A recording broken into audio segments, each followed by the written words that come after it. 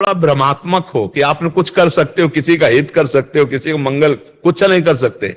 अगर किसी का मंगल होता है तो भगवान तुमसे करवा रहे हैं, ऐसा बात सोचो तो तुम दुखी नहीं होगे।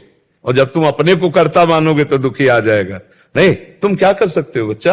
किसी का मंगल क्या कर सकते हो? तुम अपना मंगल नहीं कर सकते। अगर तुम कुछ कर सकते हो तो अपना विनाश ही कर सकते हो, अपना पतन ही कर सकते हो। अगर तुम्हें कोई उठा रहा है तो किसी संत की वाणी, भगवान की कृपा, ये बात सोचो ना, तो तुम्हें दुख नहीं होगा।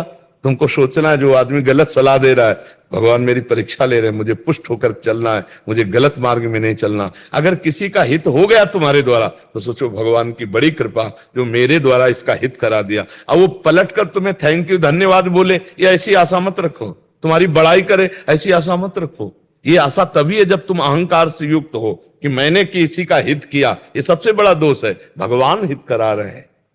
अब तुम्हें कोई गाली दे, तुम्हें कोई चाहे वंदना करे, तुम्हें दोनों बातों में समान रहना है, क्योंकि तुमने तो किया नहीं, भगवान ने तुम्हारे द्वारा उसका मंगल करवाया, हित करवाया, ऐसे सोचा जाता है। तब अहंकार रहित होकर भगवत मार्ग में आगे बढ़ा जाता है। अगर यह आएगा हमने इसका हित किया, हमने, तो फिर देखो दुखी हो, वो गाली दे दिया हुआ ऐसा, तो फिर आप दुखी हो जाओगे। नहीं, जो दुख और सुख में समान होता है भगवान का भक्त होता है। आगे बढ़ो, नाम जप करो और सत्संग रोज सुनते रहो। गाली देते, कुछ भी बोलते कोई, तो मैं कुछ अरे गाली तो बच्चा तुम्हें क्या, भगवान को भी देते हैं लोग, नहीं है?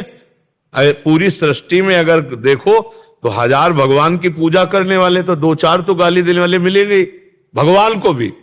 अगर आप देखो समाज में तो 1000 लोग नमस्कार करने वाले तो 10-5 तो मिलेंगे गाली देने वाले। तो भगवान जब धूप देते हैं तो छाया भी देते हैं, जब दिन देते हैं तो रात भी देते हैं। इसलिए दुख सुख में समान रहना, तभी इस मार्ग में चल सकते हो। नहीं तो, और उसमें हमारा लाभ होता है। जब हमको कोई गाली देता है तो हमारे पूर्व में जो पाप हुए हैं वो नष्ट हो जाते हैं।